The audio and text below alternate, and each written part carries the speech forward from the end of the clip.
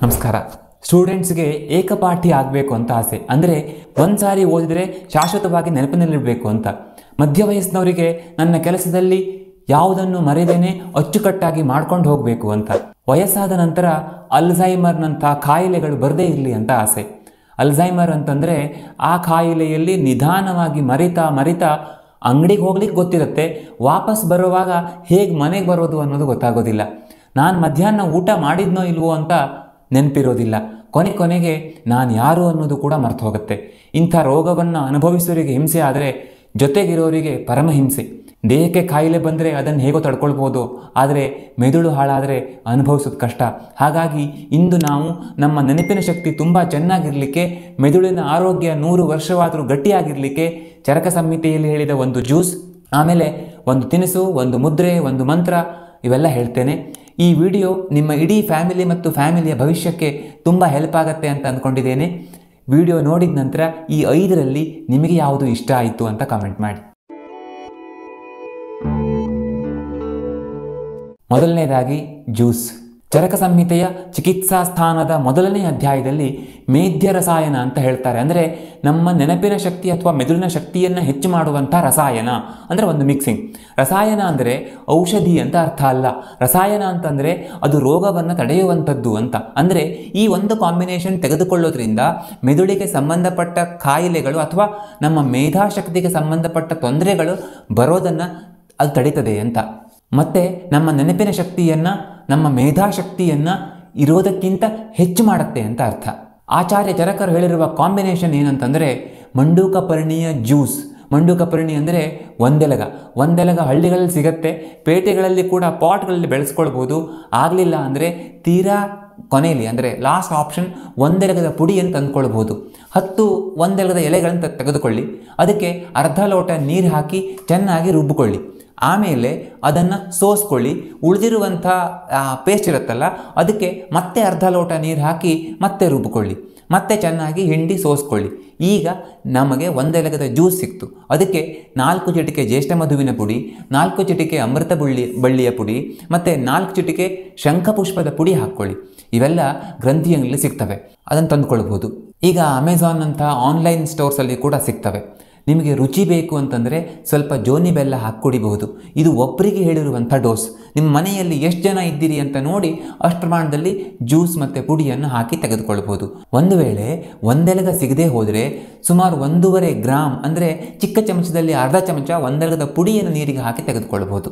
ಈ ಜ್ಯೂಸ್ ಅಥವಾ ಈ ಪುಡಿಯ ಕಾಂಬಿನೇಷನ್ ಇದೆಯಲ್ಲ, ಇದನ್ನು ಬೆಳಿಗ್ಗೆ ರಸಾಯನ ಕಾಲದಲ್ಲಿ ಅಂದರೆ ಸುಮಾರು ಒಂದು ಬೆಳಿಗ್ಗೆ 6ರಿಂದ 6:30 ಗಂಟೆ ಆ ಟೈಮಲ್ಲಿ ತೆಗೆದುಕೊಳ್ಳಿ.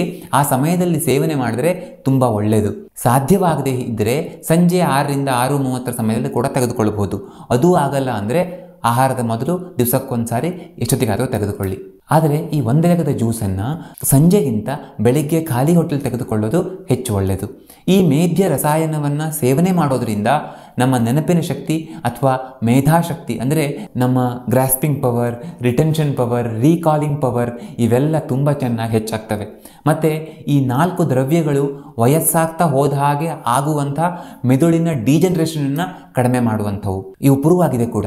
ಮುಂದೆ ಒಂದಿನ ನಿಮಗೆ ಬೇಕಾದರೆ ಈ 4 ದ್ರವ್ಯಗಳು ಹೇಗೆ ಕೆಲಸ ಮಾಡ್ತವೆ ಅನ್ನೋದ್ರ ಬಗ್ಗೆನೇ, ಅಂದರೆ ಈ ಮೇಧ್ಯ ರಸಾಯನದ ಬಗ್ಗೆನೇ ಒಂದು ವಿಡಿಯೋ ಮಾಡ್ತೇನೆ. ಬೇಕು ಅಂತ ಅನಿಸಿದರೆ ಕಮೆಂಟ್ ಮಾಡಿ ನೋಡೋಣ. 2ನೇದು ಸಿಹಿ ತಿನಿಸು. ಮತ್ಯಾವುದೋ ವಿಶೇಷವಾದ್ದಲ್ಲ, ಕಾಶಿ ಹಲ್ವಾ.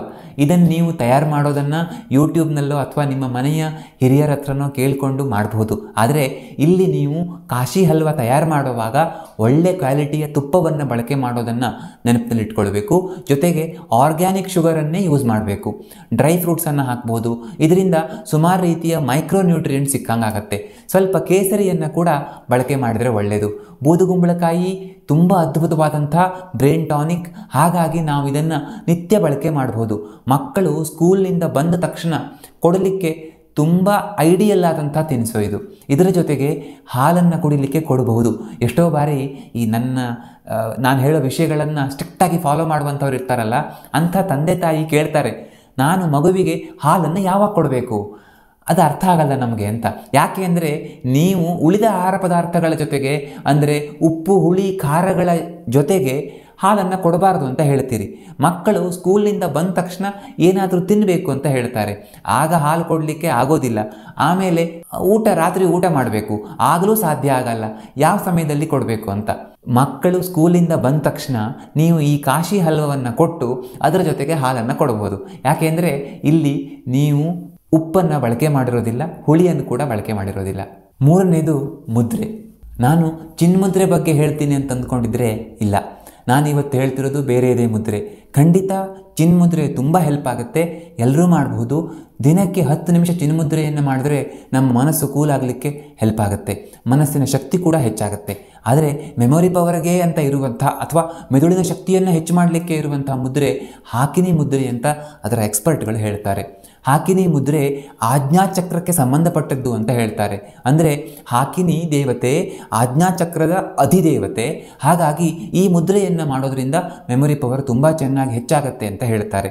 ಅದಕ್ಕಿಂತ ಹೆಚ್ಚಾಗಿ ಮೆದುಳಿನ ಶಕ್ತಿ ಹೆಚ್ಚಾಗುತ್ತೆ. ದಿನಕ್ಕೆ ಕನಿಷ್ಠ 10 ನಿಮಿಷ ಈ ಮುದ್ರೆಯನ್ನು ಮಾಡಬೇಕು, ಹೆಚ್ಚು ಮಾಡಿದರೆ ಒಳ್ಳೆಯದು. ಬೆಳಗ್ಗೆ ಬ್ರಾಹ್ಮಿ ಮುಹೂರ್ತದಲ್ಲಿ ಎದ್ದು ಮಾಡಿದರೆ ಒಳ್ಳೆಯದು ಅಂತ ಹೇಳ್ತಾರೆ. 2 ಕೈಗಳ 5 ಬೆರಳುಗಳನ್ನು ಪರಸ್ಪರ ಈ ರೀತಿ ಆಯಾ ಈ ಕರೆಸ್ಪಾಂಡಿಂಗ್ ಬೆರಳುಗಳನ್ನು ಜೋಡಿಸಿ ಹಸ್ತವನ್ನು ದೂರವಾಗಿ ಇಟ್ಕೊಳ್ಬೇಕು. ಇದನ್ನು ಆಜ್ಞಾಚಕ್ರದ ಹತ್ತಿರ ಹಿಡಿದು ಕುಳಿತುಕೊಳ್ಳೋದ್ರಿಂದ ಮೆಮೊರಿ ಪವರ್ ಹೆಚ್ಚಾಗುತ್ತೆ. ಈ ರೀತಿ ಮುದ್ರೆಯನ್ನು ಹಾಕಿದಾಗ ನಾವು ಈ ನಾಸಿಕಾಗ್ರ ಅಂದರೆ ಮೂಗಿನ ಬುಡದಲ್ಲಿ ಗಮನವನ್ನು ಕೇಂದ್ರೀಕರಿಸಿದರೆ ಆಗ ಆಜ್ಞಾಚಕ್ರದಲ್ಲಿ ವೈಬ್ರೇಷನ್ ಆಗೋದನ್ನು ನೀವು ಗಮನಿಸ್ಬೋದು. ಇಲ್ಲಿ ವೈಬ್ರೇಷನ್ ಆಗುತ್ತೆ. ಹೀಗೆ ಮುದ್ರೆ ಹಾಕಿ ಕುಳಿತುಕೊಂಡಾಗ ಧ್ಯಾನವೂ ಆಗುತ್ತೆ. ನಮ್ಮ ಗುರುಗಳು ಕುಲಜೆ ಸರಸ್ವತಿ ಮುದ್ರೆ ಅಂತ ಒಂದು ಮುದ್ರೆಯನ್ನು ಎಲ್ಲರಿಗೂ ಹೇಳ್ತಾ ಇದ್ದರು. ಅಂದರೆ ಇದೂ ಕೂಡ ಯಾರು ಈ ಅಧ್ಯಯನ ಅಥವಾ ಧ್ಯಾನ ಎಲ್ಲ ಮಾಡ್ತಾರೋ ಅಂಥವರಿಗೆ ತುಂಬ ಹೆಲ್ಪ್ ಆಗುತ್ತೆ ಅಂತ. ಹೆಸರಲ್ಲೇ ಸರಸ್ವತಿ ಅಂತ ಇದೆ. ಈ ಮುದ್ರೆಯ ಬಗ್ಗೆ ಮುಂದೊಂದು ದಿನ ಮಾತಾಡೋಣ. 4ನೆಯದು ಮಂತ್ರ. ಮಂತ್ರದಿಂದ ಮಾವಿನಕಾಯಿ ಉದುರಿಸಲಿಕ್ಕೆ ಸಾಧ್ಯ ಇಲ್ಲ. ಡಾಕ್ಟರ್ ಆಗಿ ಈ ಮಂತ್ರ ತಂತ್ರ ಎಲ್ಲ ನಂಬ್ತೀರಾ? ಮೂಢನಂಬಿಕೆ ಅಲ್ವಾ ಅಂತ ನಿಮಗೆ ಅನಿಸ್ಬೋದು. ಏನೋ ಸೈಂಟಿಫಿಕ್ ವಿಚಾರಗಳು ಸಿಗ್ತವೆ ಅಂತ ವಿಡಿಯೋ ನೋಡಲಿಕ್ಕೆ ಬಂದಿರೋ ತುಂಬ ಜನರಿಗೆ ಇದರಿಂದ ಇರುಸುಮುರುಸಾಗತ್ತೆ ಅಂತ ನನಗೆ ಗೊತ್ತಿದೆ. ಆದರೆ ಒಳ್ಳೆಯದು ಎಲ್ಲಿಂದ ಯಾರಿಂದ ಬಂದರೂ ಅದನ್ನು ಸ್ವೀಕರಿಸಬೇಕು. ಹಾಗಾಗಿಯೇ ನಾನು ಪ್ರಾಕ್ಟೀಸ್ ಮಾಡೋದು ಆಯುರ್ವೇದ ಆದರೂ ಆಯುರ್ವೇದ, ಆಧುನಿಕ ವಿಜ್ಞಾನ, ಹೋಮಿಯೋಪತಿ, ನಾಟಿ ಮದ್ದು ಎಲ್ಲದರ ಬಗ್ಗೆ ನನಗೆ ಸಮಾನ ಗೌರವ ಇದೆ. ಒಳ್ಳೆಯ ವಿಷಯ ಭಾರತದಿಂದ ಬರಲಿ, ಯುರೋಪಿಂದ ಬರಲಿ, ನಾವು ಅದನ್ನು ಸ್ವೀಕರಿಸಬೇಕು. ಮತ್ತು ಯಾವುದೋ ಒಂದು ಒಳ್ಳೆಯ ವಿಷಯವನ್ನು ನನಗೆ ಹೆಲ್ಪ್ ಮಾಡಿದಂಥದ್ದನ್ನು ಹಂಚಿಕೊಳ್ಳೋದ್ರಲ್ಲಿ ತಪ್ಪಿಲ್ಲ ಅಂತ ನಾನು ಭಾವಿಸ್ತೇನೆ. ನಿಮಗೇನನ್ಸುತ್ತೆ ಹೇಳಿ? ಇಲ್ಲಿ 3 ಕಾರಣಗಳಿಂದ ನಾನು ಮಂತ್ರ ಹೇಳಿ ಅಂತ ಹೇಳ್ತಿರೋದು ಸರಿ ಅಂತ ನಾನು ಭಾವಿಸ್ತೇನೆ. ಮೊದಲನೇದಾಗಿ ಅದಕ್ಕೆ ಒಂದು ಸಣ್ಣ ಕಥೆಯನ್ನೇ ಹೇಳಬೇಕು. ಒಂದು ಸಾರಿ ಬುದ್ಧನ ಹತ್ರ ಒಂದು ಊರಿನ ಜನ ಬಂದ್ರಂತೆ. ಒಬ್ಬನನ್ನು ಕರ್ಕೊಂಡು ಬಂದ್ರಂತೆ, ಒಬ್ಬ ಕುರುಡನನ್ನು ಕರ್ಕೊಂಡು ಬಂದರು.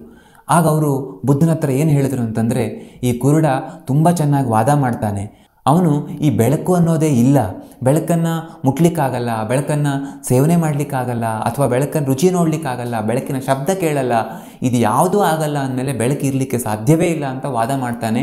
ನಮಗೆ ಏನು ಹೇಳಬೇಕು ಅಂತ ಅರ್ಥ ಆಗೋದಿಲ್ಲ, ನೀವಾದರೂ ದಯವಿಟ್ಟು ಹೇಳಿ, ನಮಗೆ ಈಗ ಕನ್ಫ್ಯೂಸ್ ಆಗಲಿಕ್ಕೆ ಸ್ಟಾರ್ಟ್ ಆಗಿದೆ ಅಂತ ಬುದ್ಧನ ಹತ್ರ ಹೇಳಿದ್ರಂತೆ. ಆಗ ಬುದ್ಧ ಏನೂ ಮಾತಾಡಲಿಲ್ಲ, ಏನನ್ನೂ ಹೇಳಲಿಲ್ಲ. ಒಬ್ಬ ನಾಟಿ ವೈದ್ಯನ ಹೆಸರನ್ನು ಬರೆದು, ಊರಿನ ಹೆಸರನ್ನು ಬರೆದು, ನೋಡಿ ಇಂಥ ಊರಲ್ಲಿ ಇಂಥ ಒಬ್ಬ ವೈದ್ಯ ಇದ್ದಾನೆ, ಅವನ ಹತ್ರ ಹೋಗಿ ಇವನಿಗೆ ಕಣ್ಣಿನ ಚಿಕಿತ್ಸೆಯನ್ನು ಮಾಡಿಸಿ ಅಂತ ಹೇಳಿದ್ನಂತೆ.